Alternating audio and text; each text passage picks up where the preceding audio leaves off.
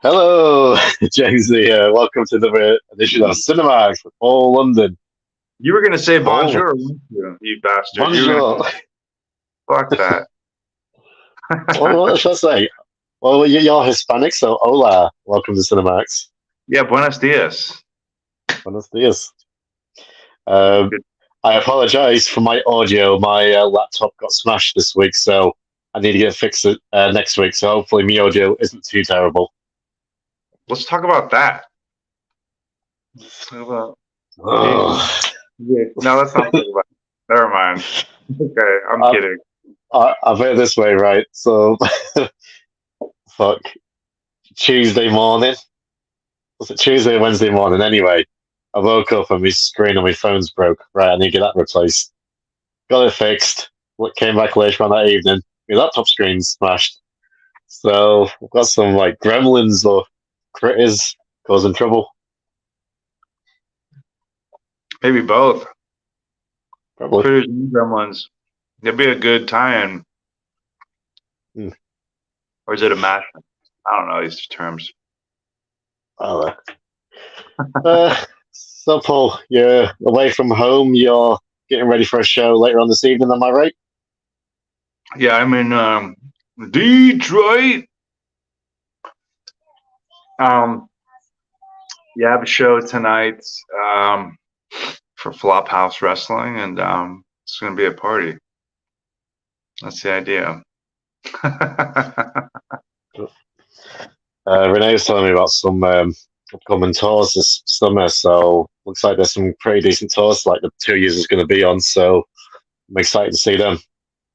Wait, who's going to be on tour? Oh, Renee's on tour this summer, like La Resistance, and I don't know really? usually cross them paths. Yeah, ain't seen it. Okay, I thought he wanted to team with me. I see how it is. He's teaming with you, he's teaming with everyone. Whoever pays the bills, man. I'm teaming with everyone? I think everyone's teaming with everyone, whoever can get paid. That's where it's at. All whores. That's true. There's nothing wrong with that. You said it, not me. Well, that's cool. That should be good. Oh yeah, I'm looking forward to it. Yeah, I'd like to work. I've said to Renee, and I suppose you can do it as well. Like when you're doing your tours and that, like take some vlogs and I can post them on the channels and stuff. That'll be good content. Some what? Some floods? Vlogs, vlogs, video logs. Vlogs. Okay. I was like floods. I don't know. Yeah, vlogs. That'd be good. It won't be today, but we'll see. We'll see how wild it gets. I don't know. I'll pull up a couple of quick questions before we get into today's topic, which is yourself. But I mean, the topic was going to be about me, but I don't think anyone would be interested. So I thought we'll turn it to you instead. I thought that's what we were doing. I was waiting for the James questions. Here's one. Here's one. Oppenheimer. Have I seen it yet? I haven't. I want to, but I haven't had a chance. You haven't had a chance yet? It's out though over there, isn't it? Oh, it's out. I mean, there's like I guess the three big movies this summer is Oppenheimer, Barbie, and Mission Impossible, but I haven't seen any of them. Yeah, me neither. I'd like to see Oppenheimer. I haven't seen it yet. It has who's who of big stars, doesn't it? That's my route. Yeah, it has like I mean, everybody's in Oppenheimer, so it yeah. It looked. I've heard great things. I mean, that's certainly of all of those three that you mentioned. Mother, that's my roof again. I would definitely want to see that one above the other two. I like the Mission Impossible franchise certainly over like a Fast and the Furious franchise. You know, these movies that there's. I mean, how many Mission Impossibles are there now? That's a good question. Fuck. And have you kept up with all? I've watched all of them up to now. I haven't watched the latest one, but I've watched all of them. It's one of them franchises. They actually, I mean, obviously it's all the big stunts and spectacles, but they do seem to get better and better. I mean, I still love the original number one. Right. It's a bit more grounded from the rest of the series, but I still enjoy the rest of the series. Whereas in Fast and the Furious, I've still watched every one, but for me, it was all downhill from number five, like after number five downwards. And like Vin Diesel was just a superhero. Yeah. He will be in the Avengers one day. Dominic Toretto. Make another Pitch Black movie or something. Like, I'd rather watch another one of those than the 20th Fast and the Furious. I stopped watching Fast and the Furious after Tokyo Drift. So I don't care for that brand of whatever franchise. But, I guess people could say that Mission Impossible isn't too far off. I feel that with Mission Impossible, they Makes have sense. Yeah, and they have like a bona fide movie star. Say what you will about Tom Cruise, but he is the epitome of what a movie star is. I would say him and Keanu Reeves, but to Tom Cruise's credit, I mean, just the stunts alone that this man puts himself through, like, I can't even imagine what the insurance negotiations are on those movies. So I was watching one with Simon Pegg, and he was like, they was filming the latest one, and he rides a fucking motorbike, and off a cliff, and it shows you behind the scenes. Not Simon Pegg. He's talking to him. I've seen Tom Cruise do that. Yeah. No, he's watching. When is he go off? No, he was talking about it. He's talking as Tom Cruise is like riding the motorbike up this ramp and like off a cliff. He's pulling his parachute, and I'm like, Jesus! Like the guy, like I love Tom Cruise. He's like you say, he's a genified movie star. Easily. I'm not saying he's the greatest actor. He's a great actor, but like, rarely does he adopt like an accent or something. Like, I don't know if you saw Valkyrie, but that was a rough watch. But I love him. I mean, I think he's great. I love him in Interview with the Vampire. Obviously, Born on the 4th of July. I mean, it's just like he delivers. He delivers. Yeah. He's one of the best parts of Tropic Thunder, easily. So that's Bruce one. I'm sorry. Sorry, me son's got Toy Story playing in the background. Around his head, and be like, quiet. No, don't do that. You get locked up these days. It's not the 50s no more, or the 80s. No, Tom Cruise. I'm almost done with my pair. For those of you that are like, why is he eating? So no class. All right, you answer this question, right? Because I'm going to kill this child. I'm not. I'm just going to take his phone away. You answer that question. What? Where'd you go? Hit and run? Did you mean to answer that and just disappear? What's going on? I have seen the new Batman with Robert Pattinson. I tried watching it, and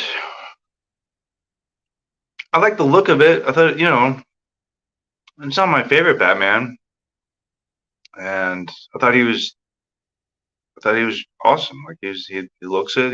He's a solid actor. He's a great actor. It just didn't do it for me. I don't know. I would be willing to give it another watch, but I just never.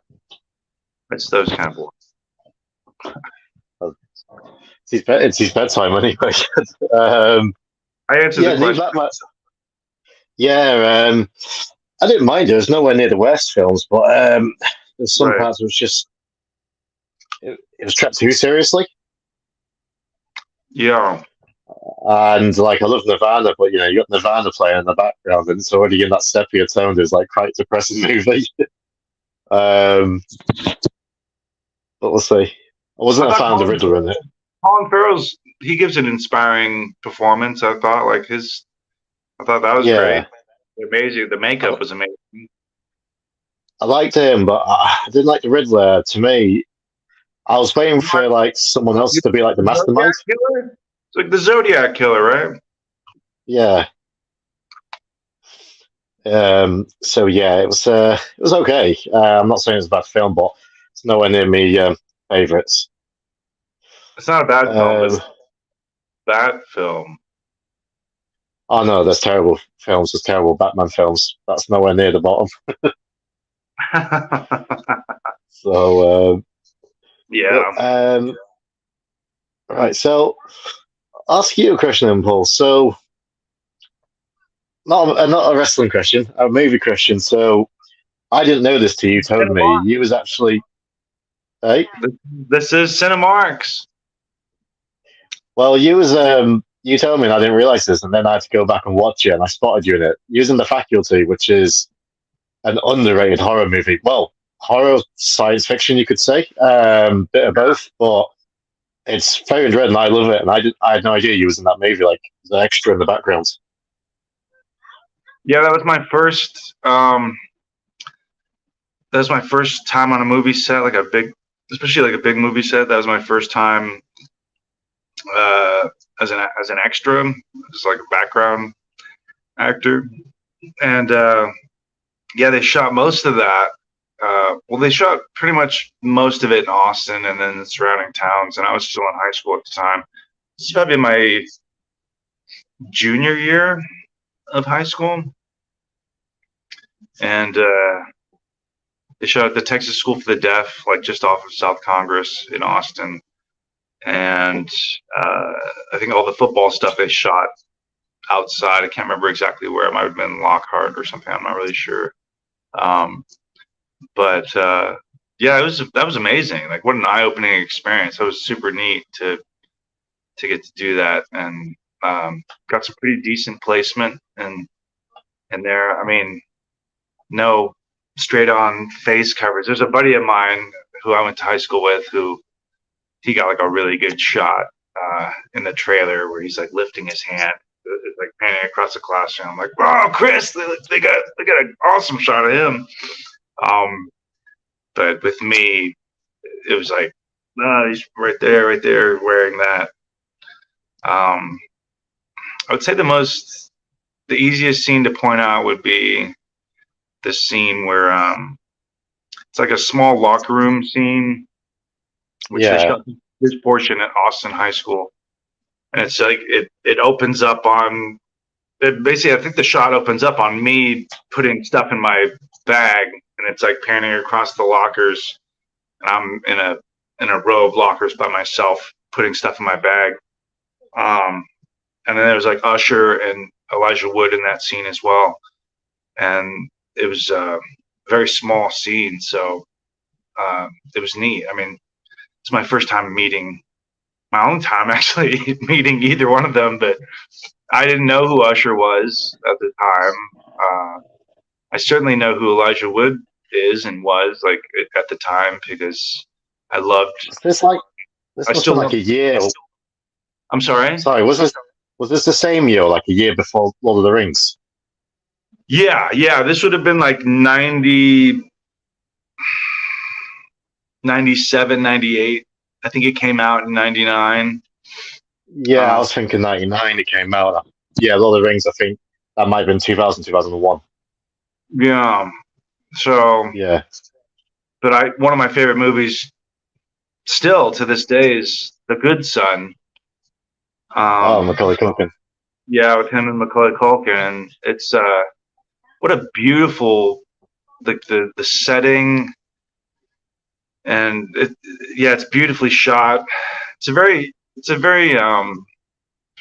kind of overlooked film. I think a lot of people kind of weren't sure what to make of it because you're getting Kevin McAllister as this big heel, and yeah, I think it freaked a lot of people out. yeah, it did, and especially the ending too. I think is kind of jarring. Not that he has much, it could be a similar jarring. What Macaulay? To what happened with him and My Girl, the Bees. So Yeah, but I like The Good Son a lot. It's one of those films where you're sitting there thinking, like, man, I would want to live here, like wherever this takes. I can't remember if it takes place in Maine or in the Northwest. It's one of those coastal towns that looks frigid and cold, but is just so picturesque and remote, and it looks like the ideal place to want to retreat away to. Like, I just loved the environment that they built for that film and where it takes place, and yeah, it just has all these different elements of isolation, and I just think it's a really supremely crafted and acted film, especially when you're thinking about two young child stars, and so that was a really neat thing for me to get to meet Elijah Wood, and he was super super friendly, very nice guy, and same with Usher. Usher was actually really friendly. He was very personable, and wasn't hiding off somewhere. His security guards weren't weren't as friendly. No. Yeah, but Oh, she was in it as well, wasn't she? Last year's Jordan Brewster. Yeah, she was also very nice. Everyone in the main cast was really nice, except for one guy. You had Famke Janssen, Salma Hayek. Yeah, I didn't meet either of them. I met the main core group of teens, and there was only one in that group that was like, I hope this dude's method acting because he's kind of a prick. The ginger. I said it. Yeah, it's definitely not Josh Hartnett. Josh is pretty cool. I hope he is. And Elijah Wood. Yeah, Josh Hartnett was super cool. Nobody had any idea who he was. I think we had just seen trailers for H2O, because he went from filming H2O, which was his first like actual feature. Yeah, I think I like that one as well. That's one of my favorites. Before that, he was like a reoccurring, maybe a series regular in a short-lived show called Cracker. And then he did H2O with Steve Miner and Jamie Lee Curtis. And I actually really like H2O. That's one of my favorite Halloween films because it's so very much like a time stamp on my life and where I was. It's like that early, Dimension Films was still like starting to really just hit their stride. But yeah, so he went from like H2O to apparently hopping, like riding in a van, going straight to the airport, flying to Austin to shoot Faculty. So people, he wasn't like this mega star. He's in Oppenheimer, right? I mean, he's in Oppenheimer. Is he? Yeah. Josh Hartnett's in. That's more because, I don't know about film-wise. He was in that TV series. Is it Penny Dreadful? Was he in that one? Yeah. I think he appears in that. I haven't seen that one, but as for movies, I don't think for a while he's popped in any. So if he's been in Oppenheimer, hopefully that's a bit of a return to him, because late 90s, early 2000s, he was going to be one of these big stars. I think he was actually going to be picked. I mentioned to you before, some scripts I didn't go through, like Superman. I think he was one of the chosen. He might have been Superman one day, but it didn't happen with It went as far as him having a meeting. As far as I've read, he had a meeting where he did a full screen test in the suit and everything. So that's pretty cool. But at the same time, hold on, I think I lost you somewhere. Oh no! Sorry, you got me? Did you lose the screen? I might have to sign in again. Oh, sorry. That's okay. I have fat thumbs, so there we go. All It's right. back in business. How's that working? There. Yeah, he was. No, I don't. Yeah, I do. All right. Talk now. I'm sorry. That's better. It's okay now. Here, I'm gonna sign out. I'll come right back. Yeah. Let me just. I'll remove you. Kick from the studio. There you go.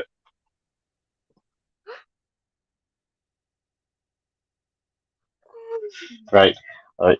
Sorry, got me a little one with me. You go to bed. Okay. Right. I'll wait for Paul. That sounds like a couple of questions. The highway scene. If I remember right, I haven't seen the movie for a long time. But that's when they took it's like a mannequin or something. But yeah, it's weird seeing Kevin McAllister be this evil child. Right, Paul's back. Let's get this right. There we go. Okay. No echo. Cool. I worked at cinema. This is actually during the whole time I worked at CineMark. I was doing, and I was scheduled to do X amount of days on faculty, and then they started adding days and having me come and be a part of. Like I was on the swim team. Like there's a scene where the ginger you spoke of is quitting the football team, and in the background there's like the Harrington High School swim team, and I'm in that shot as well, like wearing like a blue and yellow. Funny, I'm in Michigan. It's like Michigan colors. I'm wearing like a dark, like a navy blue and gold Speedo shorts or something. So if you look in the background, you see a guy who looks like a bumblebee. That's me. And there's some other shots, but yeah, overall it was super cool.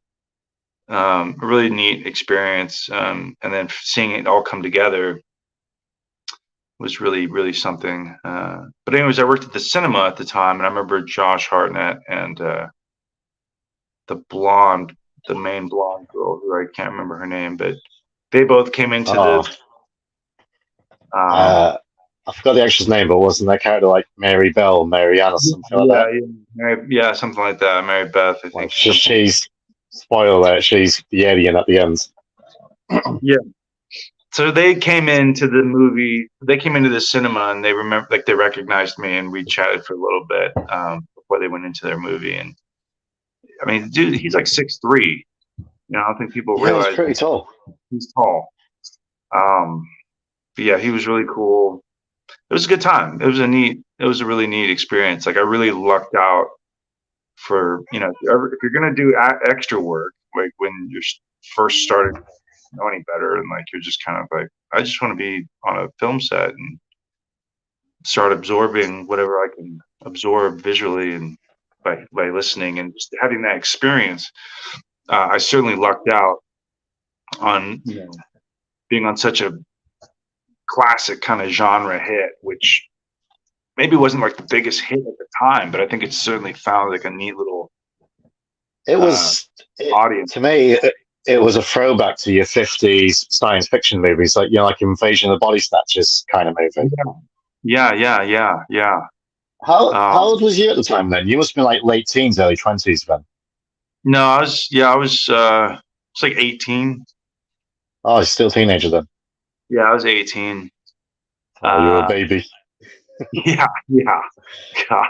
It's like I messaged you the other day. I've been watching a lot of Smallville, and I'm watching it, and like, man, I remember when I was like early teens watching Smallville, and I sent you the message of like watching Smallville.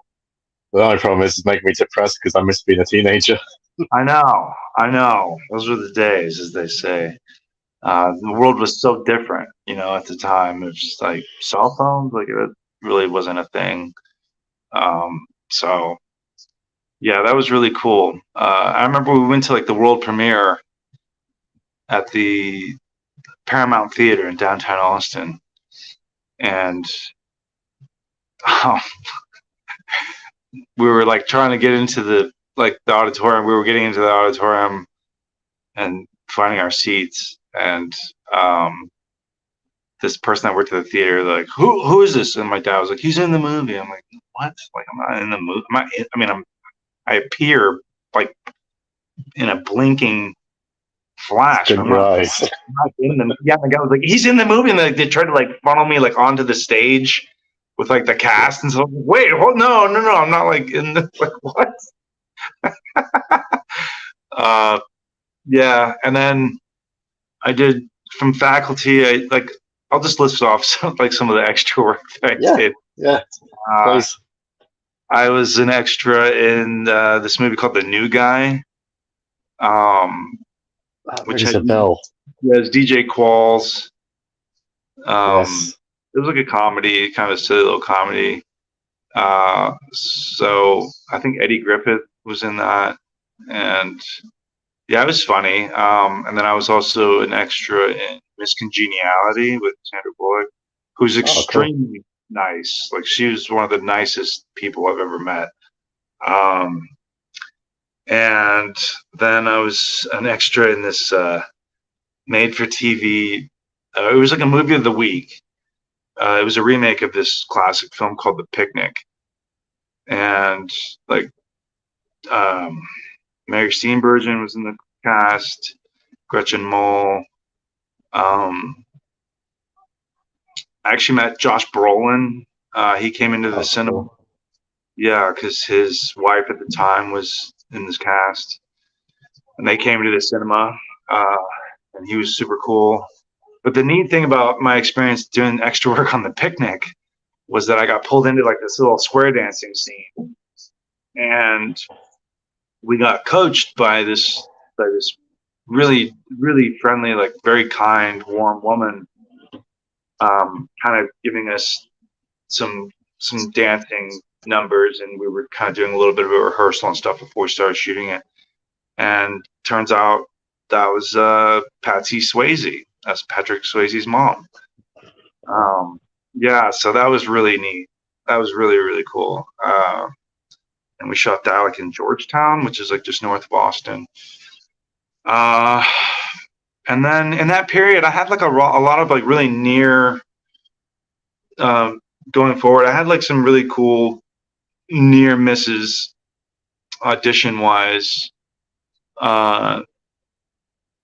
I had this really strong audition. I went to an open casting call for this film called Secondhand Lions, and it stars Robert Duvall and Michael Caine and Haley Joel Osment.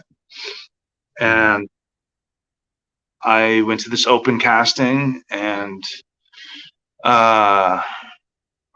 got called back, and then just kept getting called back and called back and called back. And I got to final callback where I was reading for Tim McCanley's, the director, and he wrote it, I think, as well. And this was for like a fight scene with Robert Duvall, like this greaser group of punks, and was like the main greaser and stuff. And had a really strong. I had such a good audition without getting the part that the casting director, Ed Johnson, called me personally, and he was like, listen, this is the worst part of my job. Like, you were clearly the best actor that came in, but you know, you're too big for like this guy, but not big enough for like the henchmen that surround him. Yeah. And he was like, he was like, just keep at it.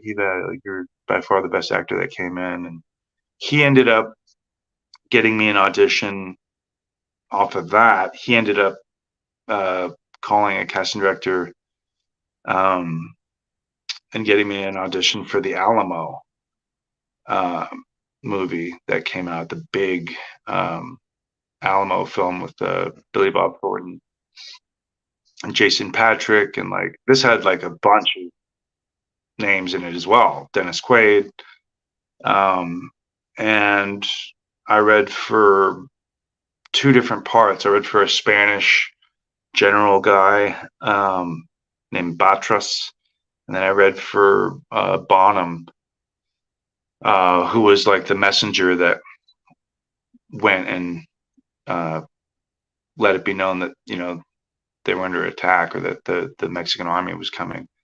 And that role, that was one of my stronger auditions as well. But that ended up going to Mark Bluecross, who was much more established. Is much more established, and I think I like Mark Blueclass a lot. I think he's a really strong actor as well. And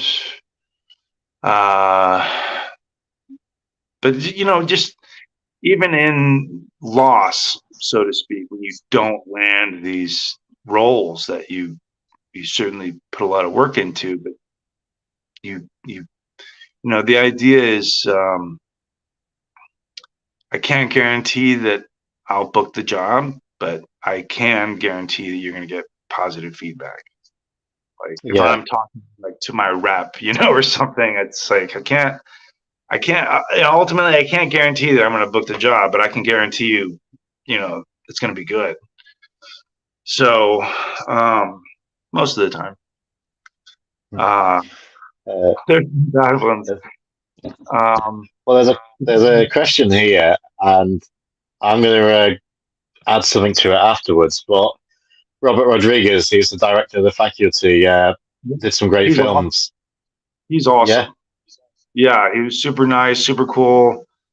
And back at that time, he was still really proving himself. Like obviously off of the success of like Mariachi and then Desperado and then Dusk Till Dawn. I'm trying to think if this was before Spy Kids. I think it was, but awesome guy, which is really neat too. Fast forward a long time, and I'm now working kind of under him again at Lucha Underground. That's what I wanted to ask you. Yeah. So he came one time when I was in the seasons that I was there. He came and played with his band and everything in between episodes, but I actually had to leave early that night because I had booked a commercial that was shooting overnight, also in downtown Los Angeles. So I missed him, and I didn't get to see him when he was at Lucha Underground. Well, talk about Lucha Underground. I was something I was going to ask about. One Boss, One Gaming asked it as well. How did you feel about the way Lucha Underground was filmed? Like, it had that cinematic approach as well, because I loved it. How did you feel about it? Yeah, I didn't know how to feel about it at first. I was just kind of like, what is this? It was so different that it took me a minute to really digest it. But then once I started to familiarize myself more with like the people involved and the people behind it and how they, their thought process and everything, I got really addicted to it. And so then one of my good friends, Krista Joseph, he was a writer at WWE when I was there. I already had like a handful of friends that were doing Lucha Underground, but I was back living in Austin at the time. And it wasn't until I went back to LA that I then had a breakfast meeting with Chris, and we talked about coming in and initially coming in just as a on-screen talent. But then I had worked a match with Brian Cage independently where I ended up kind of hurting my knee. And so I couldn't wrestle the whole, this is season 2. I couldn't wrestle 2, Lucha Underground. So that's when I started doing producer work for them. And I was one of the agents. And then I kind of talked my way into being on the writing team and the creative team. And so, I mean, there was like just a handful of us on the creative. So you're there, like an hour or two before call time to go over the show and any rewrites and things that we have to do. And that was really fulfilling. That was really a cool thing because even though I was injured and couldn't physically do it, it allowed me to kind of sit behind the camera and in the big monitor room and calling the matches that I had assigned to me and helping construct them. And then as that kept on, finding out where I could feel like I could input more ideas and this and this and this. And so that really helped me transition to like the whole production of that show, because it was just so different, and it was extremely different than the last experience I had with like WWE, where it's not collaborative really at all. No. And so to have your ideas heard and then actually listened to was extremely refreshing, and it was kind of like, God, why? This is how it should be. This is how it should be. And catering. Now, mind you, I mean, obviously that show, it's under the umbrella of MGM. That's who owns I don't know if they still do, El Rey Network. And so that was just a really refreshing reinvigoration of my lost love for wrestling, because the previous company had really kind of sapped me of so much of that enthusiasm and excitement and motivation to do creative, fun, amazing stuff like in wrestling. And I actually ended up having a match at the end of season 2 that was dark with Daivari, and it was horrible. It was like one of the worst matches of my life. Not because of Daivari. Daivari is awesome, and I love Daivari. Yeah. He's great to work with. But I was doing a lot of Wing Chun, Kung Fu at the time. And I was also a personal trainer for senior citizens, doing like super slow motion training. And I started doing that myself. So like all my fast twitch muscles, all my explosiveness was like gone. So I had this match with Daivari, and it was bad. Like I asked Chris, like, please don't ever air that or show that to anybody. I'm not kidding. I hope he's got on video so we can watch it one day. No, it's so bad. It's so bad. And then I just kept dual roles. Season 3, season 4. Season 3 is when they introduced this Rabbit Tribe thing, and then I just ran. Well, that's what I was going to ask you. So, I'm a big fan of Cross. I think he's, got a great look, great gimmick. He's well spoken on the mic. Hopefully, he has big success. Sorry. He's one of my best friends. Yeah. Hopefully, I'll see him later tonight, I hope. Yeah. So hopefully, he has big success in the WWE. But so you were paired as the Rabbit Tribe. Did you know each other beforehand, or was this the first time you met each other? We met at Lucha Underground. He was backstage. I want to say for a full season. And there was all these ideas of like the Toll Man and like all these different ideas. It's just kind of like, that's close. Nah, it wasn't quite hitting. Like what? We need to put something like really special on this guy. Toll Man, like I don't know. And then even in season 3, because he didn't debut till season 4, which sadly was last season, but that White Rabbit character didn't debut until season 4. So throughout all of season 3, at the beginning of season 3, we had this meeting. It was like, hey, like you're good to start wrestling again. Like, what if we do like this Rabbit Tribe thing? And I felt like all these other tribes that comprised the roster were full of intimidating symbolism and meaning and look and all this stuff. So when he's like, what if you like the Rabbit Tribe? I was like, rabbits, yeah. I mean, like, you mean like Monty Python Killer Rabbit? Like, you mean like that, right? You don't mean like Easter Bunny bullshit, right? I was trying to wrap my head around how to make this, on par with all these other cool, snakes and like zombies and spiders and shit. Like, and so I started thinking like Battle Beasts, which was this toy line we had in the late 80s, early 90s, I think, which were like all these different animals. I remember like there was like these deer soldiers with like armor and shit. It was like this toy line called Battle Beasts. It was really cool. They were kind of small too. And so I had this gear designed to look kind of cool, and I was like I came initially with more of a serious mindset, and we all ended up having gear made, and we did a trios match against Phoenix,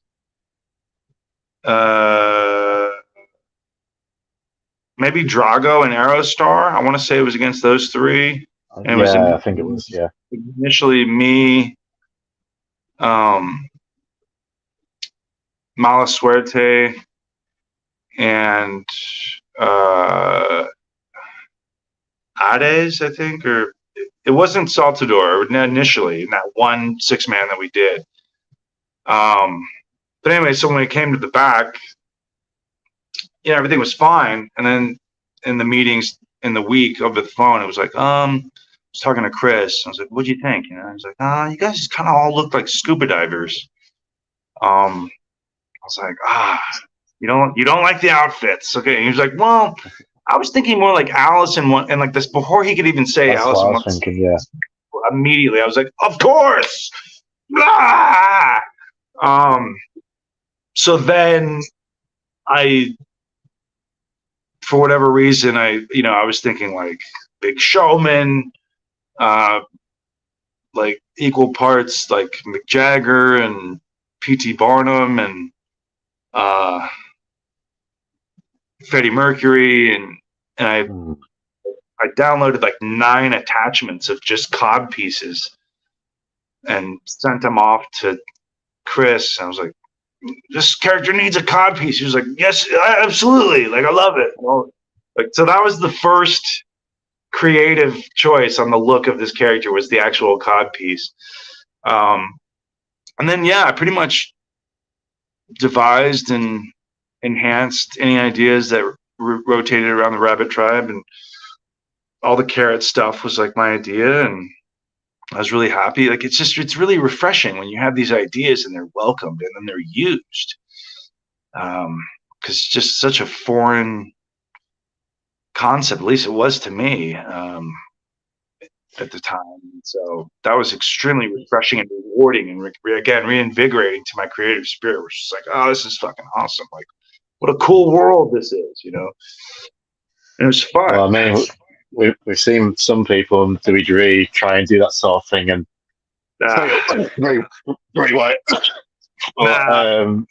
If it's not really you, it's not going to come across. That's why, like, really the best characters are infused by the real personality. You know what I mean? But if you're just kind of like playing something that's not really you, it's going to show. It's going to be flat. I think it's going to be like, okay, this is just kind of stupid pro wrestling again. Well, so we'll talk a little bit about your WWE run. I mean, I've talked to you no end about it, but there's still some things I've never actually asked you about WWE run. So, I know. How did it first come about? Like, you actually getting the phone call, say, "Right, I don't know if it was from Vince, but do you want to come to Stanford?" How did that go? I don't think it was not Vince at all. No. Steve Carino had helped get me booked in Japan for 01 USA. And so I started doing tours for 01 USA. And I was in the extremely good graces of Hashimoto, who I think Hashimoto's just, may he rest in peace, just one of the greats. Absolute amazing human being, but just a badass worker. Like, he was just awesome. He was like this big kind of like Elvis-y presentation, but he was just so legit, and he was the boss, like, really. And long story short, I think they wanted to make me into like some sort of model gimmick or something, but they wanted to sign me full time to 01, and I was still hoping to get that contract to be stateside, and I was doing work with TNA, and the same thing, they were offering me contracts like every week, and I kept, and this was when they were running Wednesday night for $10. I heard it too. Do you need to attend to that? It's okay. Or Yeah, you carry on. I was just say check off. He's fine. You just carry on. okay. Hello, everybody. You've probably all already heard this story, so I'll just retread nonsense. He asked the question. I was going to answer it to him, but now he's not here anymore. And you all are probably thinking, we've already heard this crap. Let's take a look at the chats, shall we? Let's take a look at the comments. It's good to see some of y'all, some familiar faces. Ricky Bobby 420, Chris Arctur, Broken Ascendancy, Cafe de Rene is in here. Is he? What the hell is that? Renee? I think Renee has chimed in here. That's cool. Welcome, Renee. Bonjour, monsieur.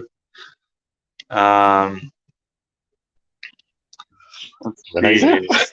I think Renee's in the comments or in the chat. Oh, Renee, do you want a link? I'll send it over now. Yeah, you want to talk about movies? Let's bring him on. I know he's a big Devil's Rejects fan. Yeah, let me send him a link. Is he actually on? No, it's rather him or someone's made like a Cafe de Rene account. I'll send it to him. I don't know. Yeah, see if he's available. Yeah. Thank you, Broken Ascendancy. That would be great to do, like a Mad Hatter gimmick. That would be a lot of fun to play that role. Raw Culture, he knows. I love my UFC, bro. You're not wearing a basketball. Practice I don't know if it was him, but unless someone's just made one. But if it is him, then yeah, I've just sent it. So yeah, look. I was just saying. Yeah, there was a time when I did a WWE tryout. Like, I first got a tryout at a house show in Florida through Dory Funk Jr. And that's where it really put me on the radar. I did a house show in Fort Myers, Florida, against Adam Windsor, also rest in peace. And it was designed for him, but I ended up shining out of that match, and so that kind of put me on the map. And then I had that match with Saturn that I've talked about in the past, and a few other things. So like, anytime they would come to town, they would call me, and I was on the list of guys to come do. Or when they would come to Texas, I would be on the list of guys to do tryouts and stuff, or darks, jacks, heat, whatever. But there was a week that I did. I think I came back from Japan, and I did Ring of Honor, WWE, and TNA all in the same week. And that was pretty surreal.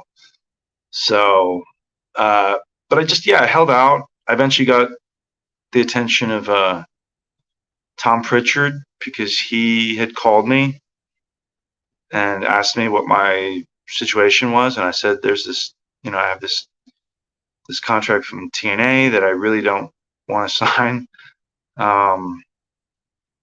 And I have this offer from Hashimoto and 01, and but I really want to be there with you guys, because I didn't know any better, and that's the promised land, like that's the company I grew up watching. And so then he was like, don't sign anything, call you right back, I'm gonna talk to JR. So it's really him. Tom Pritchard, more than anything, was really who is responsible for helping me get in the door. And Kevin Kelly helped me tremendously a lot. Having not been signed, the amount of time that he gave me and advice in terms of, like, keep working at the gym, like work out with somebody, try to get bigger, start tanning. I remember he was like, try to look like a star. And I was like, what does that mean? A superstar. Yeah, and I had this girlfriend at the time in high school, or no, just out of college because I was like very early in college, and she was like, what did they say?" I was like, "I said they'll like try to look like a star." I don't understand. So she like bought me some Oakleys and a tanning package or something. I was like, "All right, I guess this is part of it." I still don't even know what that means. Um, so uh, yeah, then eventually that's how it worked. I had just signed a lease for my first apartment in South Austin, and then like 3 or 4 months later, I had to like get rid of it to move to Louisville for developmental. So I was making more money on that weekly developmental deal than I had ever made. But I was also making more than a lot of my peers who were at OVW who had been there a while. And I was only there for like 2 months. I went to Louisville and then lived at the whatever that hotel. It was like a weekly pay type of extended stay or something. And I lived there, and Heidenreich lived in the room behind mine. We were like the only two that really lived there throughout our time at OVW. I mean, other guys would live there and then find apartments and then move in and like really settle into like the Louisville culture. And it was like, you're gonna be here a while. And I didn't plan on being there very long. And nothing against Louisville. Uh, that was a lot of fun too. That was a really neat experience. And the people in Louisville are wonderful. They're super friendly. There's a lot of similarities to being at home. But everything worked in my favor, and I kept working at it. And when I was at OVW, they were, any talk of trying to put me into like storylines or things that would cause longevity, and because you get into a storyline, like they want you to stay there to like really see it out. And I was working with Danny Davis, and Jim Cornette was there at the time, and I just had a few interactions with Cornette, and I always enjoyed listening to him. He's a wealth of knowledge, but at the same time, I certainly wasn't like politicking. I'm like, well, who would be like good in this spot? I was like, no, maybe throw me in there. I was just like, no, I'm just kind of like in the shadows. Like, don't put me in any storylines. And I had one TV match on OVW, and I put over Aaron Stevens, who went on to be a part of Teacher's Pet, who worked with Casey James, and then he obviously went on to be Damian Sandow. I was like, "Oh, put him over? Yeah. Make a storyline for him, not me? Okay, yeah, no, please. That's cool. All right, I'll see you guys later. It's been fun." 2 months later, see ya. Moving back to Texas. So, but I had a lot of fun in Louisville. Great audience. I remember one time, I might have told this story before, but me and Johnny Nitro, John Hennigan, Morrison, I love that guy. He's amazing and he's incredible. I think he can do anything. OVW would have these Kentucky Kingdom shows at Six Flags, and it was like a big deal for the company and like a big relationship that they had with Six Flags Kentucky Kingdom. And so I can't remember who I worked, but in one of the down periods where we had all this time to enjoy the park, Johnny and I went to the haunted house. It was like this haunted house set up because I was there around Halloween time. I remember because I ended up going to like a corn maze that was super fun. It's a cool town. But anyways, we were at Six Flags, and there was this haunted house, and we're waiting in line to go in, and the line was kind of long. So we're leaning up against the wall of this haunted house, and we noticed this kind of thing push in. I'm like, dude, we can go backstage here. Come on. And so Johnny and I snuck in through this back entrance, and we ended up in the behind the walls. Like if if a maze, like a Halloween, like a haunted house has like a walkway where the people walk through, we were behind the wall where the monsters are to like jump out and scare them. And so we were back behind there. We're like, oh shit, dude, I think we're like behind the scenes or something. And then this guy was like, they always hire a bunch of kids at these haunted houses too to like be the monsters. It's like you have to be like this tall to go in, but you can be like this tall to be a monster. And this guy, this kid was like, hey, you guys ain't supposed to be back here. Come on. And John, for whatever reason, Johnny just like bear hugs him. He's like, I got a monster. I got a monster. He's like, let go of me. And we're laughing. And he lets go of this kid and he scurries off. And so we run out and we go back in line. And then like 3 minutes later, he's like walking along, like totally breaking kayfabe, because he's still dressed like a monster. And he's walking along the line with the security guard. He's like, these guys, they're the ones that snuck in, and this is the one that grabbed me. And like we almost cost OVW their Six Flags deal. Like we got in some hot waters. Big trouble. Yeah. I think Johnny got in more trouble than I did. He might have taken the fall, actually. I don't know, but is that why he got took off TV? Because he was getting the early push. He was called like Johnny Blaze, but then they called him Johnny Nitro, and he was paired up with Bischoff. But then he seemed to have disappeared off TV, and he didn't come back to Eminem. Yeah, I don't know. I'd have to look back and think of the time frame of it. I mean, this would have been like October 2003. Yeah, it lines up. Yeah, possibly. Well, I remember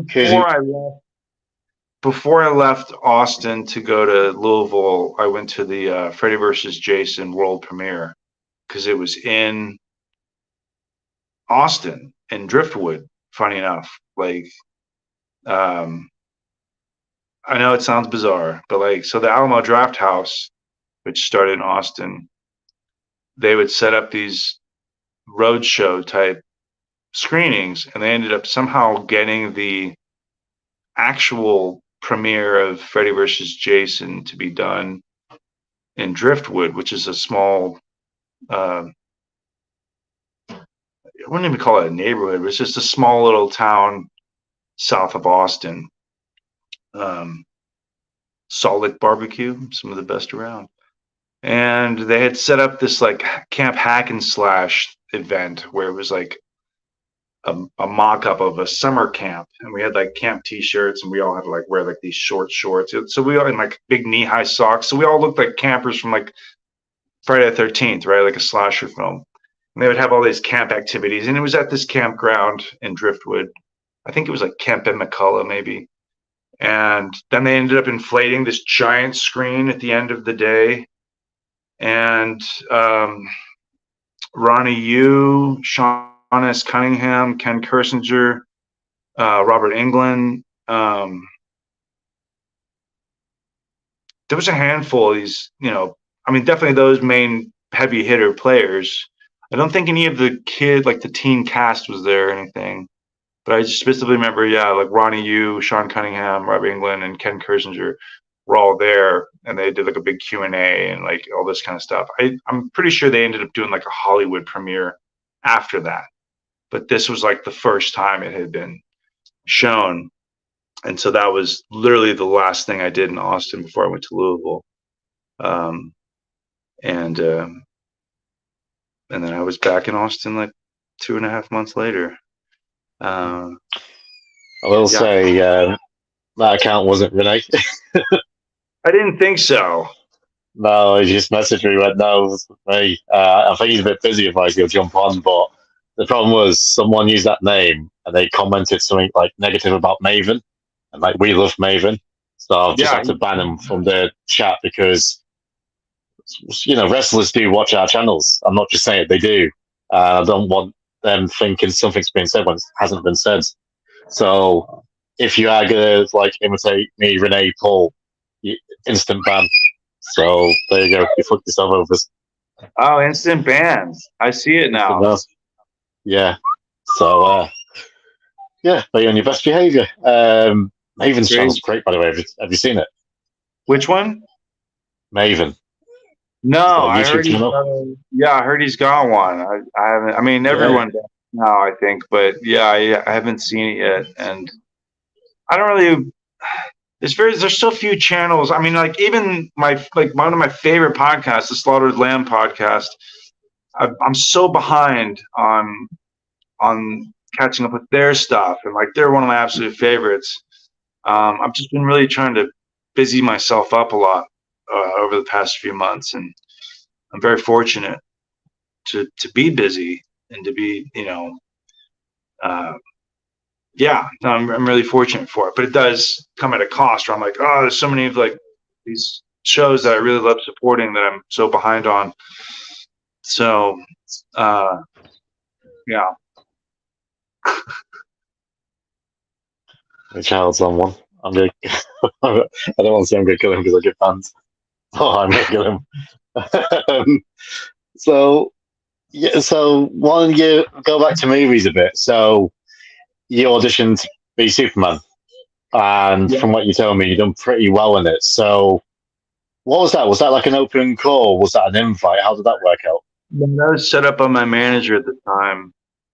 She was a pretty influential manager who had some pull, and so I got quite a lot of. It was. I want to say it was through her that I got the Supernatural audition as well for the pilot for Supernatural. I read for Texas Chainsaw: The Beginning for that Lee Tergesen. Initially, I was going to read for one of the brothers, and then it was determined that maybe I should read for the biker. Roadhouse 2, I auditioned for. Uh, Didn't didn't that star Jake Busey and it turned out he killed Swayze's character? Jonathan Shaq or whatever. Yeah. Yeah, I didn't see it. Yeah, apparently like Jake Busey's in it, and he killed like Swayze's character.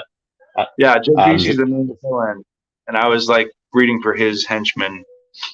Yeah, I didn't see it. I was going to audition for this film, The Guardian, but then Hurricane Katrina hit, and I didn't do that.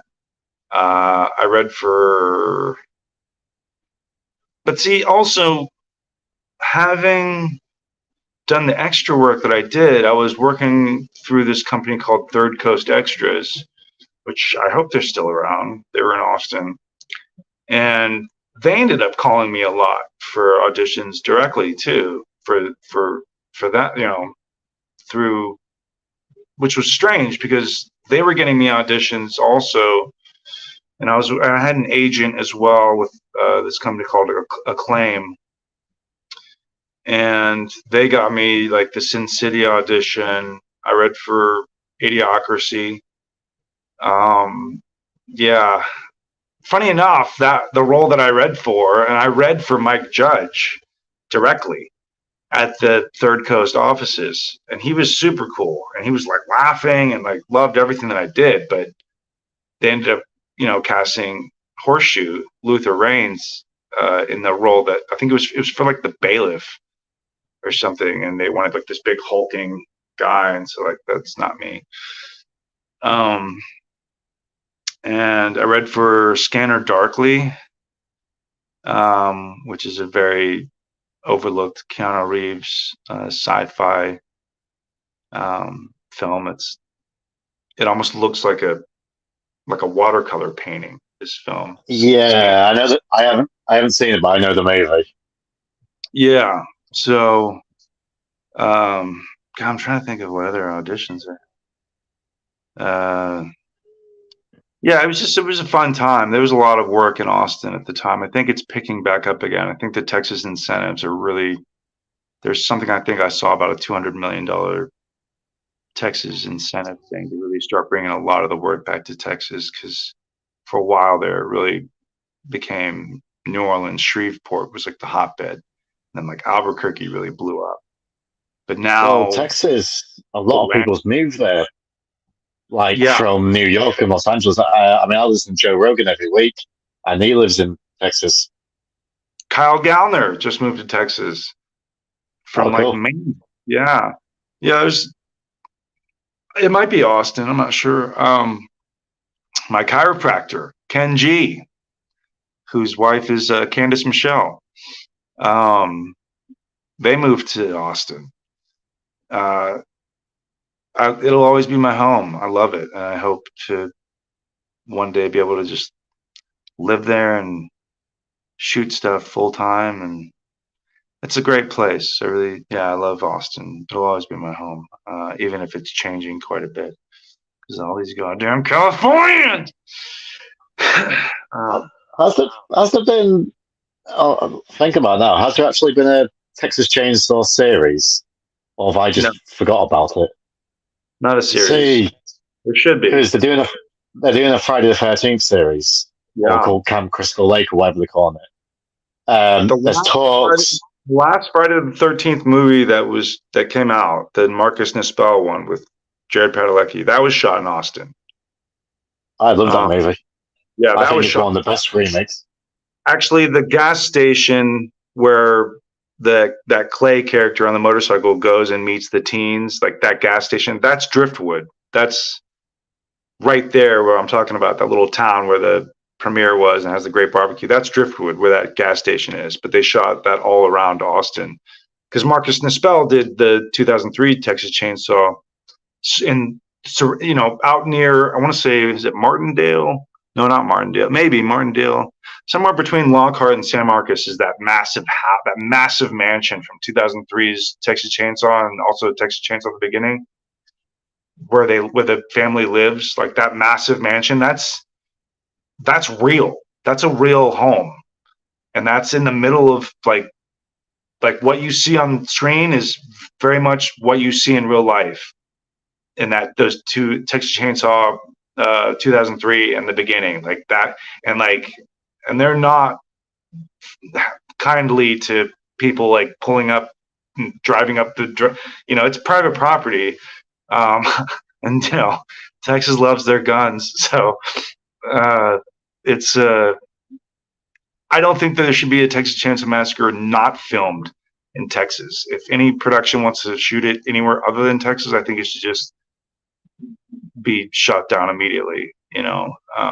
That's just me, but I agree with you. It should be a series. I think it would be, as long as they don't try to turn Leatherface into like an anti-hero or like, I don't know.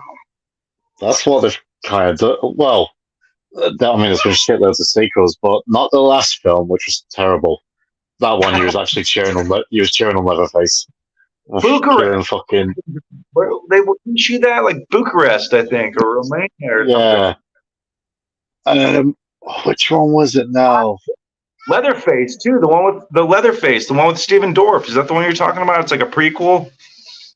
No, this one's a sequel. I think it's called Texas Chainsaw 3D, and it's. Oh, it's you're like talking about the one in Louisiana with like Alexandria Daddario and. Oh, it is. Yeah, it's her. Yeah, that's it. Yeah, and it's horrible.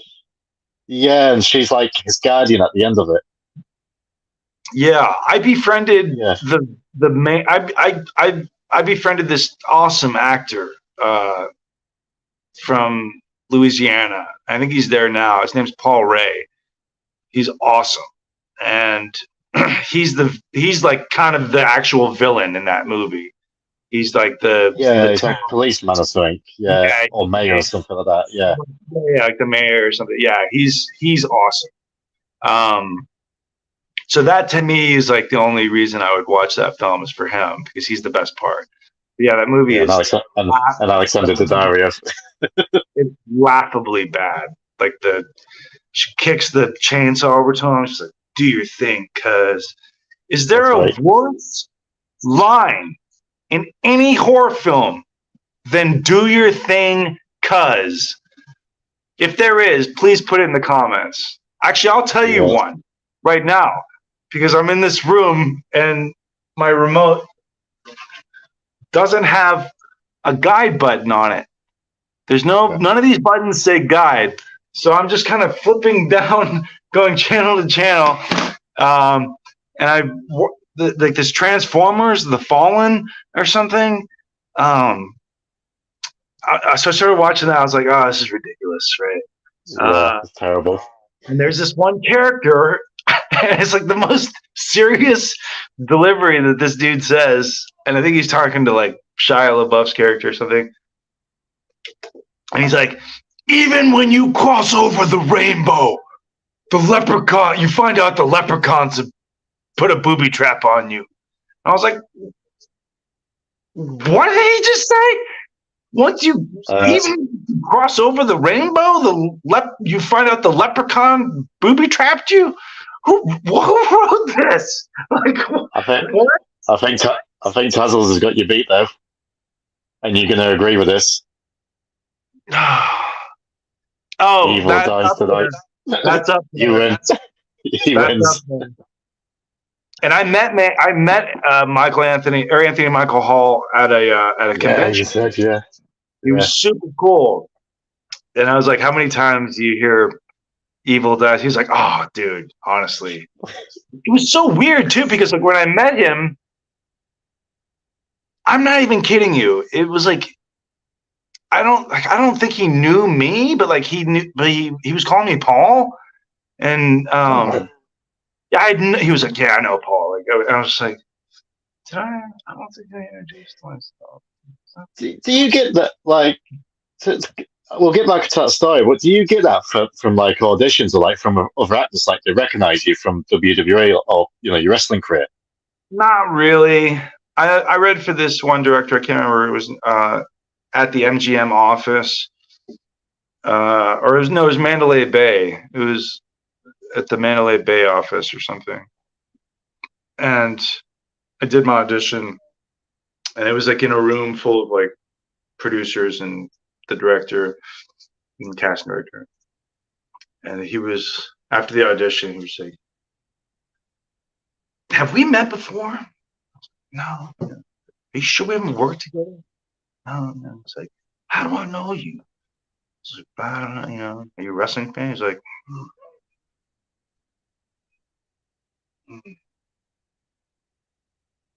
And I was like, all right. But that not really. Not typically. I don't know. No. I don't think so. I just thought because, like, WWE, like, live 'em or hate 'em, they do give, like, exposure. So I didn't know how much of that you've actually used, like, in your acting career. Not to use it unless it services the part. I don't, Because wrestling is looked down upon, though, isn't it? Big time. I don't think not now, especially not now. I don't think it depends. I mean, if you have like, I think it really just depends on the individual, but my hope is that my preparation and my work works. Like that's good enough without me having to be like, no, well, actually I have these toys and the video games and like I got some decent following on social media. I always feel like a jerk off. Like, well, I mean, if you put me in a movie, like, I can assure you, there's already like a small audience that's gonna watch this. Like, it's like that's why me and you's different. I would be doing that. You see, if it's like an actiony thing or like something that I think they can see. This is a crossover audience. Then I will. I'm not above that, but that, it's not going to help, like, trying to book a Hallmark movie or something. I mean, maybe. It just depends on the casting director. It's working with Batista at the minute. What's his TikTok number? What's his TikTok following? I'm like, TikTok? What? They're like, no. We're going to use little Charlie boy over here who has 3 million TikTok. Okay. That is true. I mean, look at WWE. They keep bringing in Logan Paul because he has a big YouTube following and he's getting a bigger push than 99% of the roster. He's athletic. Oh, yeah, to be fair. He knows I what he's mean, doing. He's a he's person. against he's against one of your former Lucha Underground alumni, Ricochet, Oh Prince yeah, Puma. Ricky, dude, They've got a match Ricky, this weekend. freak of athleticism and talent. Ricochet is awesome. Love that dude. Yeah, he's a freak. I'm gonna run to the restroom real quick because I'm drinking like 3 drinks at the same time here, including coffee. But Yeah, you do what you need to do. I'll be right back. we'll do a few more questions because Paul's got a show tonight. Let's just try and catch up on some. Uh, yeah, it's not good. It's terrible. You actually cheer on Leatherface in that movie. He's basically a bunch of TikTokers and influencers that go into this town, try and make it into a trendy town or whatever. Leatherface finds out and he kills all of them, which is great. Let's see. Any other questions on that one? Let's try and find some. Paul should play Inspector Gadget. He's wacky enough. We'll ask him that when he returns. I remember the original one. Well, I remember the cartoon, but I remember the movie with Matthew Broderick. That was pretty fun. Let's see. Yeah, they did come out the same year, and both good remakes. I mean, we reviewed the original My Blue Valentine on here, and enjoyed it. But yeah, I enjoyed the remake a lot more. Also, American Outlaws or Texas Rangers or something. There was another one of those movies that I auditioned for. I think it had like James Vanderbeek and like Usher, and I think it was like Texas Rangers or American Outlaws, something like that. It was like some western, and I did like a lot of like horseback riding for this audition. Like they had us out like riding horses and doing all this stuff, and didn't get that one. Or Newton Boys. That was another one I auditioned for. It was Newton Boys. I was bummed not getting that. Yeah. Renee's messaged me. He's in the gym. Of course he is. So we'll get. Well, I mean, the guy's jacked. You know what I mean? Like, hey, Renee, good morning. He's like, hey, how you doing? I would love for Renee to be like my personal trainer. You know, just like spend like 6 months with him, get in the best shape I've ever been in. It's like, all right, James, what you want to do is take 20 cc's of this and just inject this in. No, I'm kidding.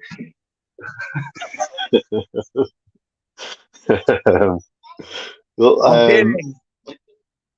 he's kidding. No, what was I going to say? Someone said they would like to see you play Inspector Gadget. I love Inspector. I would love that. Yeah. What was the dog's name? Brain? It was like Penny. Penny was the little girl. Was it Brain? Yeah. Is that right? Brain. Yeah. That's good. Yeah.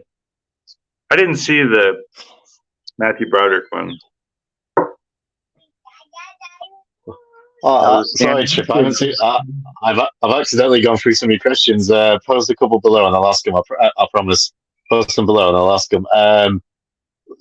Supernatural. So I think you've mentioned it to me briefly. So obviously you're from Texas, and I think both Jared and Jensen's from Texas as well.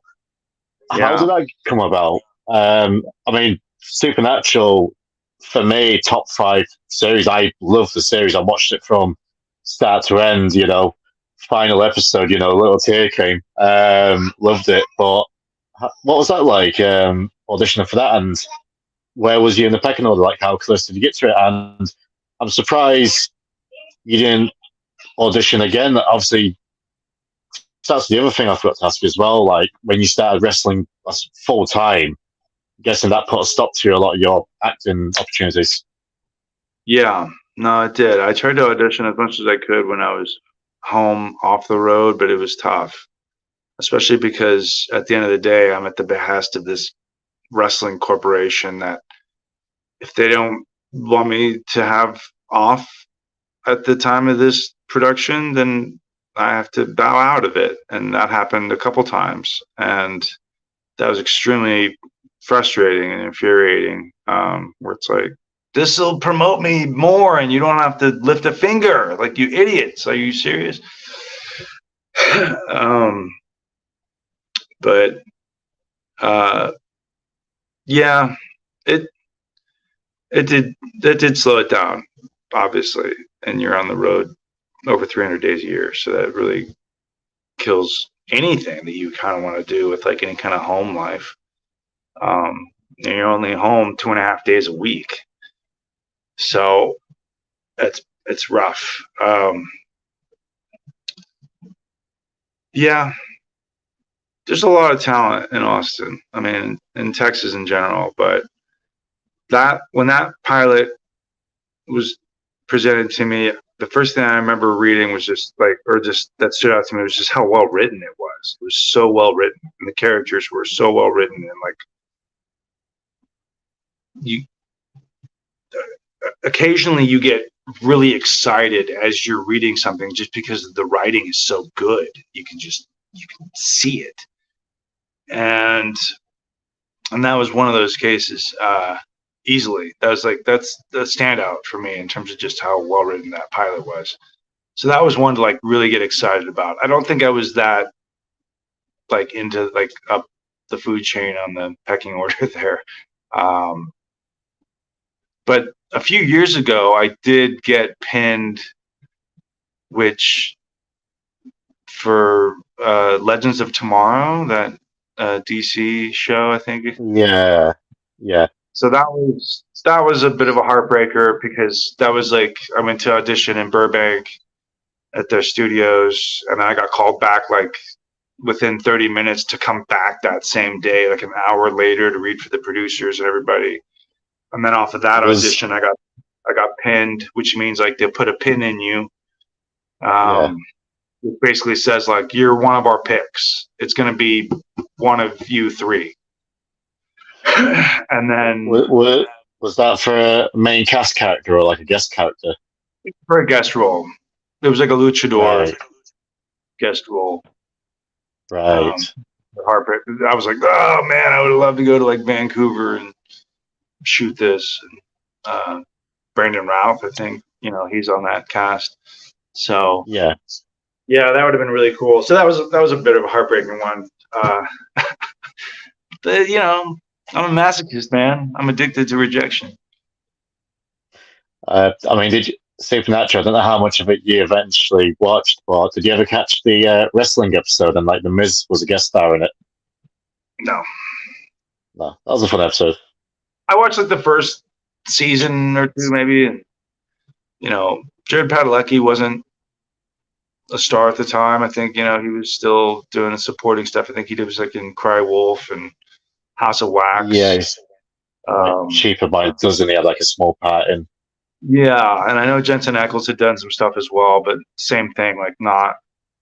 Obviously that was like considered unknown. Somewhat. I mean, because he was in. I'm actually on the season now, season 4, season 5. He's in Smallville for a season, so he had that CW connection, which obviously I would imagine helped him to get Dean Winchester. He actually auditioned to be Clark Kent, but he missed out on it to Tom Welling. The irony, a couple of years ago, last year, they'd done like a spin-off Winchester's series. Only lasted 1 season, but he was like the director, and he actually casted Tom Welling to play Dean Winchester's like grandfather or something like that character. Oh, weird. Well, too. I don't think people realize how big Tom Welling is. He's a big guy, super nice guy as well. When you watch the show, you can tell how big he is. But Jensen Ackles, there's a lot of hype about him. Apparently he's in contention, like top 3 choices to be the new Batman. Really? Someone that like he's been linked with it because it's his favorite superhero as well. And someone asked him like on the meet and greet, and he's like, "Well, I can't say anything because of the strikes. But would I like to play my favorite superhero character of all time? If I'm not busy." Or like he really wants it. Like a lot of fans want him because they say he's the right age. He's like early 40s, and yeah, a lot of people want him. I would like to see him do it, but I don't know if he'll get it. Yeah, I still want to see his work in, is it The Boys? Yeah, I haven't seen The Boys. I've seen season 1 of The Boys, but I haven't watched the others yet. So, but I've heard he's one of the best parts of season 3. Right. Yeah, for that as well. So, yeah, no, it's good. How are the comments looking? I don't want anybody to feel ignored here. Shit. Probably would have watched it if Paul was in it. I'm guessing Supernatural. Watch it anyway, man. It's great. All right. You teamed up with Billy Kidman early on. I heard you say it wasn't the best fit. Can you elaborate? Also, how did he land Tori Wilson? Any memories of working in Arizona? I mean, Arizona was always a lot of fun. I always liked working in Phoenix, even though I think Phoenix, where I broke my nose, or Booker T broke my nose, was in Phoenix. I remember that. We won the tag titles in Phoenix at Judgment Day. The SmackDown intro, where I'm like 415 into nothing. All that green screen, blue screen work that we did was in Phoenix. That might have actually been the morning I broke my nose. They called like a few of us were picked to go into this studio in Phoenix and shoot a bunch. So I was doing like 450s onto a crash pad like over and over again off of like this big tumbling block thing, and like not like I had a springboard or a trampoline or a jump or anything. It was just like, oh, can you do it again? Can you do it again? But you know, when you're being asked to be part of the intro, that's like a big deal. So that was pretty cool. And then like with Kidman, I think it was an age separation. You know, who's married. Tori was always super nice to me. I mean, they were both cool to me, but Tori was always like super sweet to me, just a real sweetheart. She was to everybody. And Kidman was just, I think, kind of this disgruntled and already kind of bitter at the time. So I can only imagine like this hot shot guy from the Indies comes in there and he's feeling a little intimidated, maybe. I don't know. But like we never talked on our off days. I don't think we even had each other. It was like the only time we ever talked or communicated was when we were at work. And he just wasn't a very good tag partner. You know, it wasn't, and we never rode together. We weren't, the only collaborations we ever did was when we collaborated on matching gear for like the SummerSlam, like in that time period when we finally got the belt, like when we got the tag belts off the Dudleys. We decided like we should have matching gear and all that. But that was a short-lived union, and us not being, we were pals, work acquaintances, whatever, but we were like friends. But he helped me, give me a lot of advice and helped me a lot in terms of just picking my points of where to like really get emphasis on my stuff so that it mattered, and he's one of the best drop kicks in the business. I think his drop kick is so terribly overlooked. But his missile drop kick was pretty decent as well. Off the top rope missile drop kick was pretty decent. So, and I was a big fan of his when he was in WCW, like with the flock and everything. And so I always tried to be as respectful as I could, but as you're earning your stripes and making your way through there, you can only eventually take so much. You're kind of like, man, this guy's a prick. Like, fuck this guy. But I think if you're in a tag team, as they say, like your partner's heat is your heat. Like you're kind of, I wouldn't say attached at the hip, but like you're a team. And if somebody was like, like some obese hillbilly wrestler that's also in a tag team was trying to crack jokes on you or something like that, like a teammate should stick by and be like, no, fuck you, man. Like, I bet he'll kick your, whatever. Like, but you don't throw your teammate under the bus and start piling onto that to avoid you being a part of the jokes or whatever. Just shit like that. I'm like, this guy's a cocksucker. Like, I don't trust him. And was it the opposite when you was tagging with Brian then? Because I would imagine you and Brian was very close during the time in there. Very much so. Yeah, very much so. But I had met Brian in like 2001 in California, and we did a lot of indies together. We did like Ring of Honor together. He was at 01. I was almost kind of going the similar path that he went, where he went to 01. They put this like Leonardo Spanky gimmick on him, and then he went from there to WWE. I went to 01. They wanted to put this gimmick on me and buy me new gear that fit into this character and everything, and I didn't get that far. I signed on, but we were always really close for the most part, and it was like ride or die. He was back to back, like we'll fight him off together, and I'd say we rode together like 50% of the time, because he liked to ride with Regal, and that's totally fine. Like, he was kind of put into this young boy situation with Regal, so he would drive him around and do all that, and that's fine. Like, I've always kind of just preferred to be on my own schedule, and not have people waiting on me, and also not waiting on a bunch of people myself. But like after these shows, especially the house shows, I would try to sign for any fan that was still outside the building after the shows or that wanted an autograph. I would try to sign. So sometimes even after the show, I would still be at the building for close to 2 hours. Just, and a lot of guys are like, fuck, man, come on. Like, let's get out of here. And that was something I always thought was seeing all these wrestlers just walk right past all the fans, like baby faces as well, like heels and baby faces just walk right past them. It's like, fuck, like you should be signing. So was that during the same time? Was that during the same time you was dating Ashley? Because everyone said Ashley was really friendly with the fans, like she would make a lot of time for them. Well, yeah, she was, but this was, like. She and I rode together, obviously, when we were dating, but that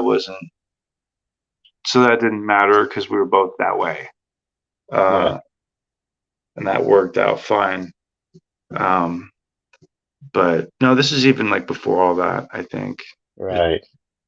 I would ride with my most common riding partners were either like Jimmy Yang, Scotty Too Hottie, Renee. Super crazy for a while until he took my mota. Renee, when he started milking himself in the passenger seat. I haven't told you that story? Come on. You have not told me that story, and I don't know if Renee wants me to be his co-host after the story, but let's hear it. Well, it's funny. We were like in Canada somewhere, going to like Medicine Hat or something. We were somewhere in like Western Canada, in Alberta, I think, or something. And we're driving, and we're gonna go to this grocery store to pick up chickens, because like you pick up the rotisserie chicken, and yeah, he told me about the chickens. He would just eat whole chickens. Yeah, you just eat it. Right? It's a greasy mess, but whatever. It's cheap and healthy. Protein. Yeah, protein. Look at my protein.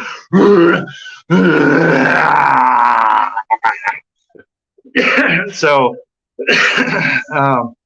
I'm driving, and he used to always. This is before the dress code, so he would always wear these like velour tracksuits or like tracksuits, and he'd have this track jacket on, and it'd be like zipped like halfway down, and it was like he was like Napoleon or something, like with his hand halfway in his jacket, and he'd be like feeling his abs and like kind of feeling his body or something. Like I swear. And so I'm driving. I'm like, sitting there like, because if he didn't feel his abs, they might sneak off and like disappear. So he had to like make Make sure they're still there. Yeah. He's like keeping track of them. So he's like feeling himself. And like we're driving, and I'm like, yeah. He's like, and I'm like, I kind of noticed him like go higher, and he was like, not in the peripheral of my eye, right? I'm like driving, I just kind of see like this. I guess it'd be kind of more like this. I see this like.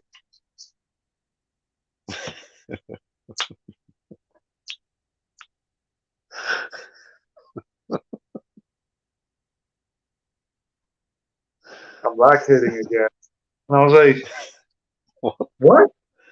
Because I'm lactating again. I have a lot of sodium in my diet. I was like, what the fuck are you talking about?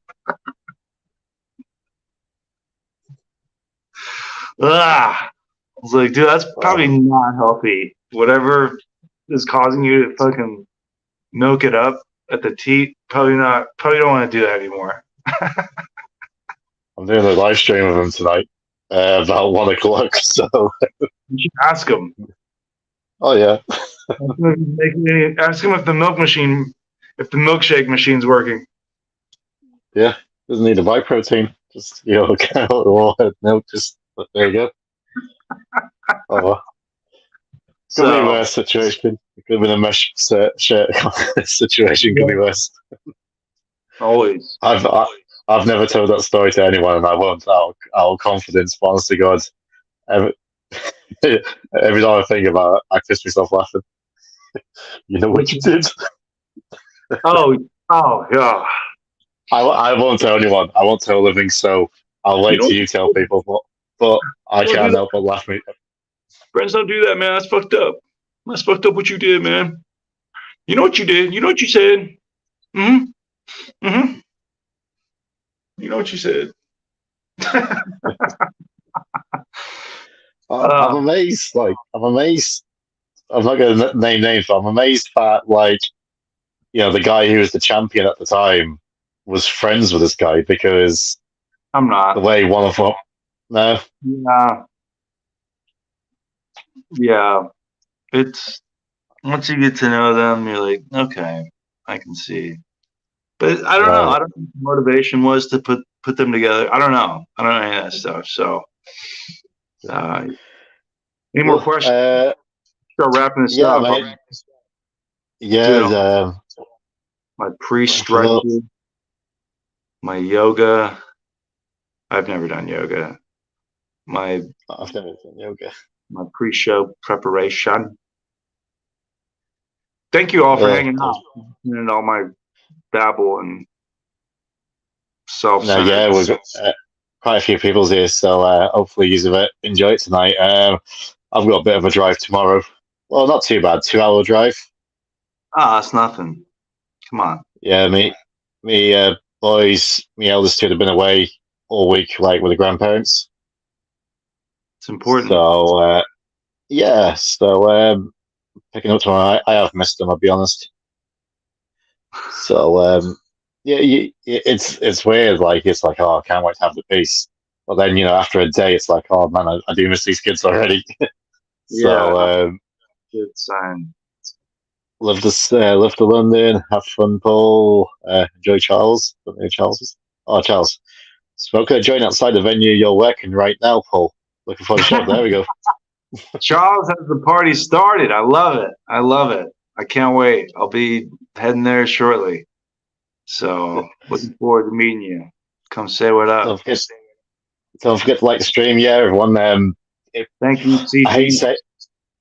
I hate saying it, because when I used to watch channels, it'd be like, always hit like and subscribe, and I was like, why do they always ask that? But it really, it really is important for the algorithm. I can't tell you how important it is to get them likes and them comments. It really is, and I mean, we're hoping to get bigger and bigger, and been in contact with a few potential guests. But obviously, sometimes some of these people want to just do the big channels, basically, just call it how it is. But yeah, hopefully, the bigger we get, we can possibly get some big names onto the show, which obviously we don't need any big names, because Paul London's on the show, but it'd be nice to have some special guests.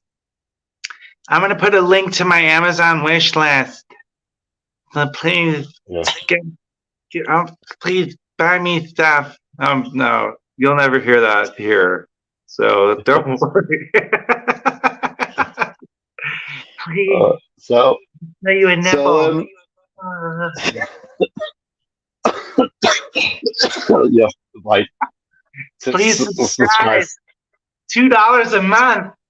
Honestly, like I understand people subscribing to like people that gives you content and video things. Obviously, Cafe, we've got a Patreon, and obviously, but we provide so much extra content and stuff. But honestly, like them OnlyFans and things like that, I'm like, why? Like Pornhub's free if you really want to. No comment. No comment. Any last question? Thank you all for hanging out. If you're in Detroit, come hang out with us and party. Flophouse. It's at a place I think it's called the Old Miami. Yeah. Cool venue from what I'm told. So come hang out with us at the Old Miami, and let's reenact some Miami Vice episodes and have a good time. So please, and if you're leave WrestleCon. Like you don't want to go to WrestleCon. Come to hang out with us at the Old Miami. And if you're going to SummerSlam tomorrow, have a good time. That's cool. If you're in town and you don't have anything to do, come hang out. Detroit, where it's at. Detroit. Esham. Esham. Please, Esham, the rapper, come hang out. I just want to address this because this chap was on the cafe thing.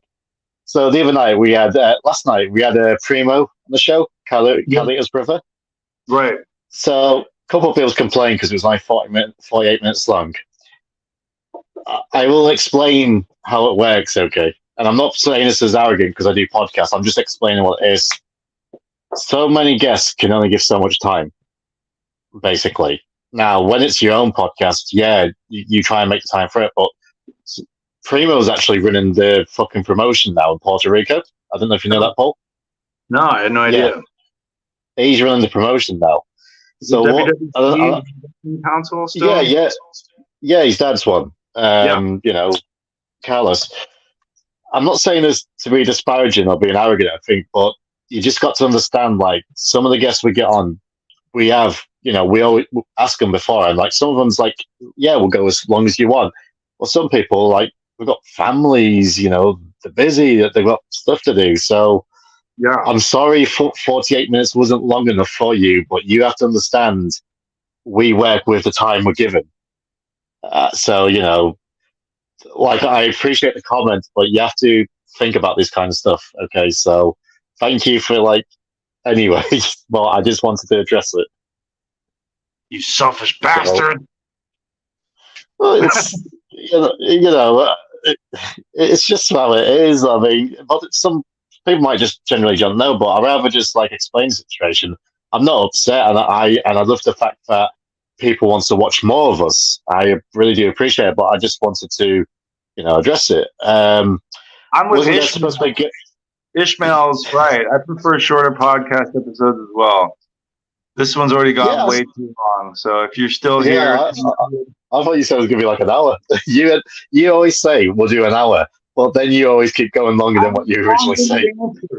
I have long-winded answers. I'm sorry. I go into detail, but sometimes I'm wrap up.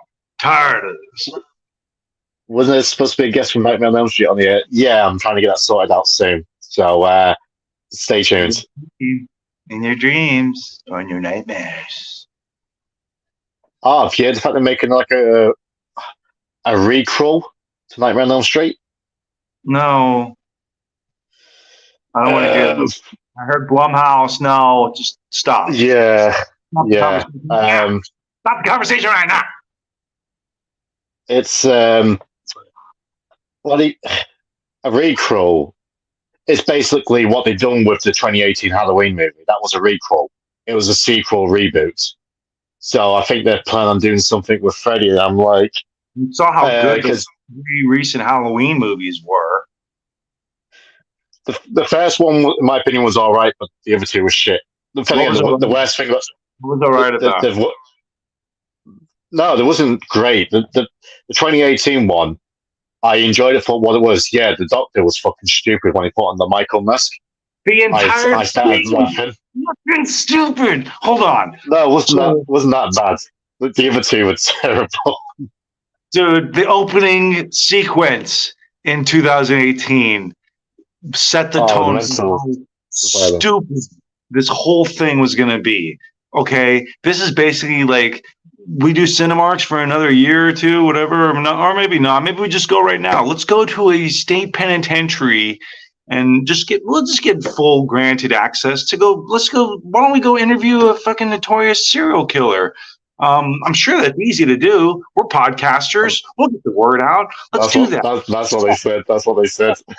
So we'll have access to one of the most famous, crazy serial killers who has to be like chained up. But yeah, we'll get full access. Let's go. Oh, don't worry, they're not going to check our bags. So why don't you go ahead and sneak in one of his old masks? I'm sure it won't trigger him. It won't set off years of therapy or whatever that this institution has provided. Nah, this asylum or whatever penitentiary, this is super relaxed, dude. Let's go. We're podcasters. That's our foot in the door. Let's go. Woo! Let's go talk to him. Like, are you kidding me? Are you kidding? Like, this is the stupidest shit ever. I was so happy when I was so happy when those podcasters got killed. Stupidest shit ever. Let's hop over to another recent remake that everyone's like fucking, oh, it's so good. Oh, it's so good. It's like Stranger Things. That fucking It movie. I'm sorry. I preferred the second one just because I prefer the adult actors. Yeah, those. But that first It movie, okay, I'll tell you again, bullshit. I can call bullshit right off the bat. Opening sequence. Let's not start with setting the tone for the murders happening in Derry. Let's just go right to the Georgie Bill. Let's just go right to killing Georgie right off the bat, right? That's so effective. Where's the paraffin? Oh, it's down in the basement. What is Georgie? He runs down to the spooky basement to grab the paraffin to make this water so Bill can make this boat. And the kid runs up. The Georgie kid runs up the stairs and runs out the door. Right? I called bullshit immediately. It set the tone for what I knew was going to be a movie that I was not going to like, and I didn't. If you're scared, anyone who's listening or watching this, if you're scared and you have to go and do something and then like run back, and you have the possibility of closing that door behind you, you're closing that door behind you. It's no different than when someone sneaks into a home and doesn't close the window, or someone just walks in and doesn't close the door behind them. No, if you're going down to do something spooky and you're running back up and closing the door as you were going through the door frame and closing it behind you, because that is your last sense of security that whatever is coming up behind you up the stairs is not going to get you. So to just run out and not close the door, I was like, this is bullshit.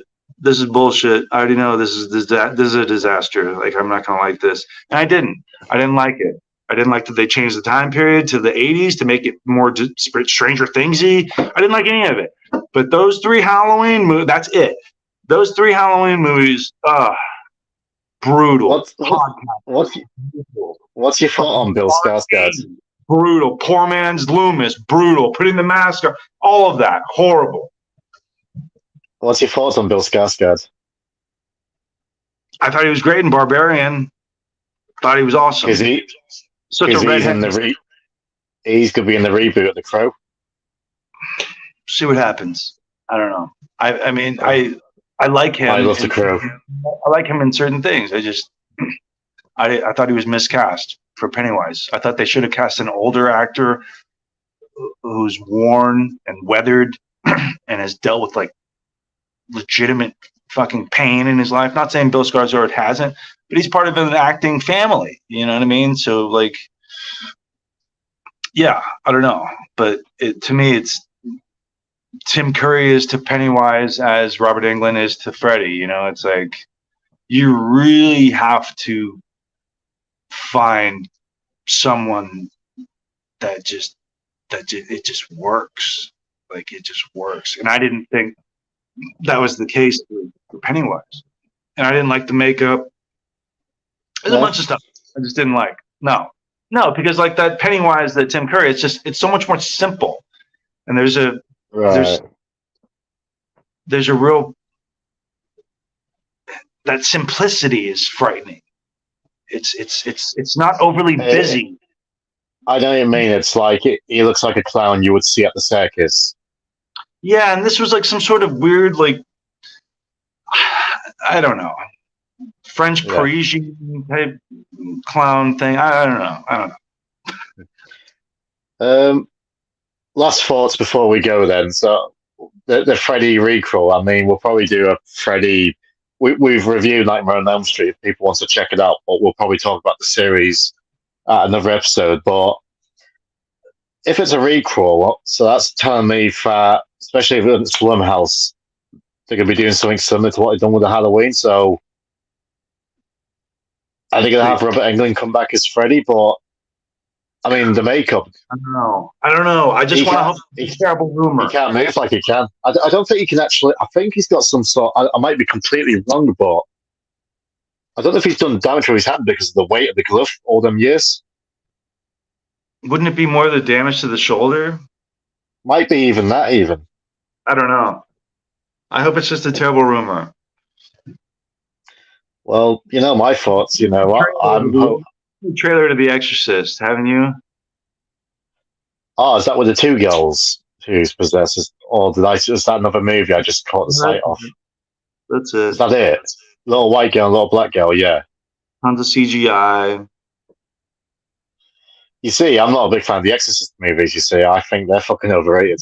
Exorcist is awesome. That was one of the first films to get people throwing up in the movie theater. And kind of boring. I'm not the biggest fan of them type of movies. Yeah, supernatural spirits and stuff like that. I like supernatural stuff, but them possession sort of movies, some I like, but like Exorcist 3 with the Fabio Patrick Ewing cameos as archangels. Now we're talking. What is archangels with it? In Exorcist 3, there's a shot of these like archangels, and it's like a young Patrick Ewing, the basketball legend, and there's a young Fabio cameo. All right. Remember that movie, Christopher Walken, Prophecy? Yeah, I like yeah. I'm more a fan. I love Christopher Walken, one of my favorite actors of all time. But I'm more a fan of the film Prophecy, which is an environmental horror film. Is it Robert Forster? I think it is. Talia Shire. And what's the bad guy in Stallone's Judge Dredd? But Armand Assant. That movie, Prophecy, is incredible. And if you haven't seen that one, I think it's from the late 70s. For all you South Park fans who are familiar with Man Bear Pig, if you're curious where a Man Bear Pig came from, watch Prophecy with Adrienne from Rocky, Talia Shire, and I want to say it's Robert Forster. Could be wrong, but Armand Assant. Yeah, and like the poster's like an embryo with like this baby Man Bear Pig thing in it, and the movie's hilarious. But it's an environmental horror about like a paper mill. The runoff of a paper mill has like contaminated the soil and the water, and so like these researchers and environmentalists start finding like all these kind of mutant creatures around. And there's one in particular that goes on a rampage. And if you've seen Prophecy, or when you do watch Prophecy, all I'm going to say is sleeping bag scene. Oh my God. You I'm gonna will, watch it. I'll watch that in a minute. the sleeping bag scene is one of the greatest things I've ever seen in my entire life. Yeah. I'll tell you a good film before we go, because I love like films with like archangels and things like that in. So it was the original guy who played Spartacus in the TV series, not Liam McIntyre. Andy, he died. Andy Whitfield, I think his name was Andy Whitaker. Who played like the original Spartacus in the TV series. It's a movie called Gabriel, and it's the Seven Archangels, and he plays Gabriel, and he ends up in purgatory. So it's like it's him and the archangels against like seven fallen angels from heaven, like Samuel and them ones. That's a good movie. That's a fun movie. That is. Interesting. Called Yeah, Gabriel. that's the name of it, Gabriel. He plays Gabriel in it, and there's the Archangel Michael in that. But that's a good movie. Yeah, I've been talking to him on Twitter back and forth a little bit. That Liam McIntyre who played Spartacus later on. I can't picture him. Australian actor. I'm trying to get him on the show, but he's done some like voice work, and he's played. He was in like the Flash. He played like the weather wizard in the Flash. But I love the Spartacus TV series. Cool. I thought it was a great series. So I've been asking him a few questions on Twitter, but I'd like to try and get him on the show. So I'm going to see what I can do. She's in it though. It's Nina, Warrior Princess. Oh yeah, Lucy Lawless. Yeah, she's like one of the main characters in it. Yeah, she's great. So it's a pretty good show. But cool, Paul. Right, we're coming up to 2 hours. So Archangel movies. Check out Wishmaster 3. That has some good Archangel action in it. I'm trying to remember now. Wishmaster 3. It had I think Vince Neil's ex-girlfriend or ex-wife or something. Some playmate I think is like the lead. It's not Robert, or it's not It's not the original guy, is it? No, Robert, or not Robert. I keep wanting to say Robert Davi, but that's not it. It's yeah, but it's not. It's yeah, I know. I was like, that's not Wishmaster. That would have been entertaining. Yeah, the Fratellis. He's now a Wishmaster, evil Jin. But no, it's not him. I can't remember who the Wishmaster is in the third one. But there's some funny bad Archangel action in there. So we've given you several films to check out: Prophecy, Wishmaster 3, Gabriel. That's a series, right? Or is it a movie? No, that's just a movie. Oh, 3 movies right there: Prophecy, Gabriel, Wishmaster 3, and Exorcist 3. Yeah. But yeah, thanks everyone for watching. Really, thank you for joining us, keeping with us. Hit the like button, please do so. It really helps us. And yeah, if you want to hit the subscribe button, if you're not subscribed, also tap the bell icon, because I've had a few messages saying when the episodes have been going out, people hasn't been notified. So if you hit the bell icon, that will tell you we're going live stuff. And we do a weekly show. I'm going to try and get Chris Van Dam on the show. I listened to an interview he done recently. It was a good interview. So I'm going to try and see if I can try and get him on. But also, obviously, we do our Let's Talk segments every week. So it could be an actor or a movie series. So what do you want to hear us? If you want to hear us talk about a particular actor or movie series or TV series, put it in the comments below. And yeah, like and subscribe and all that good stuff. And Paul, good luck for your show tonight. Thank you. It's going to be a good time. If you're in Detroit, come out to the old Miami. Let's have a party. So thank you all for tuning in, for lasting this long, and talking fun cinema stuff and wrestling stuff. Bye-bye. See y'all.